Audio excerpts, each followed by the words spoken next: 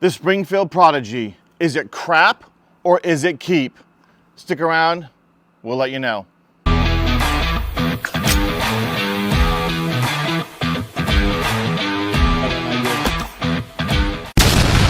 Welcome back. So before the intro, I asked you, is the Springfield Prodigy 5-inch government length pistol keep or crap? All right, Springfield Prodigy 5-inch.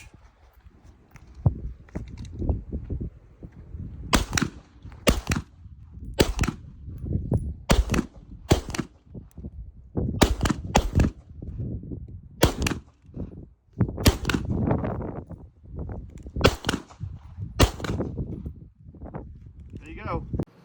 In my opinion, it's keep. I know in the beginning, a lot of people have had problems with their Prodigies. Not firing, not ejecting, not going back into battery. Here's what I was talking about. Oh, I see it. Are you still filming? So there's the battery issue.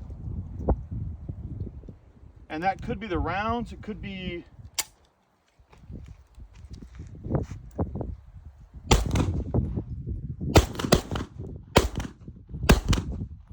all of that kind of stuff.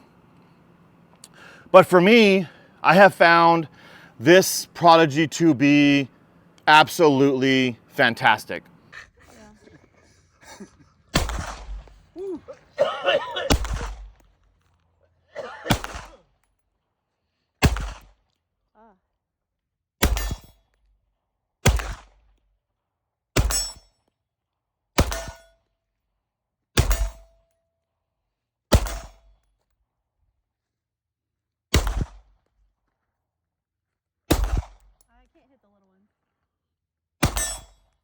There's some quick shooting footage of it. This thing is just, I love it.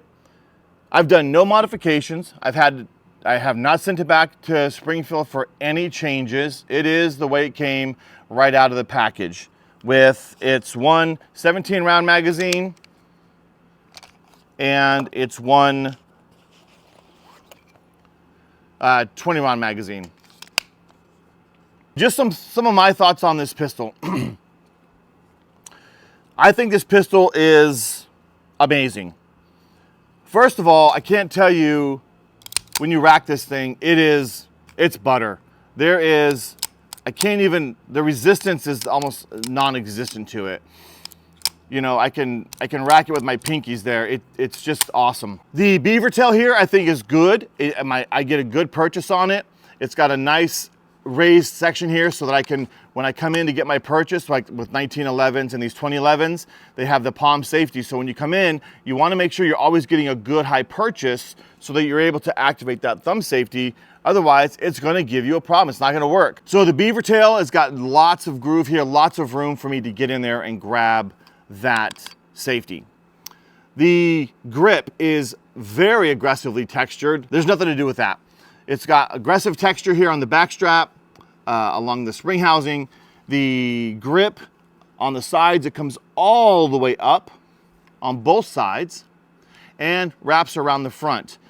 Your middle finger here has a nice spot where there's no texture, and I'm okay with that. The grip on this pistol is amazing. And by the way, there is nobody behind my cameraman, which is great. Coming forward, nice serrations on the slide here, nice serrations on the slide on the front. So if you want to do press checks, if you want to rack it that way, if you want to rack it here, if you want to rack it there, lots of places for you to grip on. And they're very, very, very big and thick and easy to use. Unlike my Rock Island Armory, the serrations are super fine and not great. It is a thumb safety. It is ambidextrous, so easy to get to. And the safety is very sturdy. It doesn't feel sloppy like it's gonna, in my opinion, it doesn't feel like it's gonna easily come out. It's easy to get a hold of, and it's textured across the top. So when your thumb's coming down, and you know, I can put my thumb on it, I can hold it down, and I can ride that and use that for more support. It is optics cut. The iron sights that are on it are, I do like the fact that they have serrated or textured this to kind of keep any glare down. It's got a nice view. I can see it really, really well through to the green fiber optic up front. Very easy to see. The slide catch or slide release. I know people, whatever you want to call it, some people like to say it's a slide release. You shouldn't do that. It's not great. It's, for me to use that, I've got to break my grip to rack this thing. The best thing, in my opinion, to do is to always just rack it so that you're not having to break your, or you have to come up off of your support hand and then try to bring it forward that way. Your choice. It's just not in a great location. It's kind of hard to get to. It's kind of buried in there along the grip and into the slide and all that. It's very hard to get to. The magazine release is nice. It's easy to get to. I do have to break my, this is a big grip. I have smaller hands, but it is raised a little bit, so it's not recessed in there, which is nice. The trigger is not a flat trigger. It's a bowed trigger, and it's slightly rounded, but it is textured. You're getting in there, you can get your finger there nice, and it is skeletonized, and man, the trigger, I've seen all kinds of people swapping these things out. I don't know why. I think the trigger's great. A little bit, take up there, it breaks. Oops. And there is the reset. Almost like a 1911. In 1911s, we all know the triggers on those out of the box, one of the best triggers ever. But people are swapping these triggers out, because people just can't leave things alone, so they got to play with them. I don't think I will. I like it. The trigger housing here, it's big, so if you're wearing a glove, you could get it in there, and it's textured. So I know there are some people who will shoot like this, and they'll put that finger along there. So if you do that, it is textured. Coming up, it is a Picatinny here, so if you want to add a light to it. The barrel is a bull barrel, and the concave there. Overall, now I will say initially, I did have a few problems with it. Show you right here. Going into battery. Here's what I was talking about.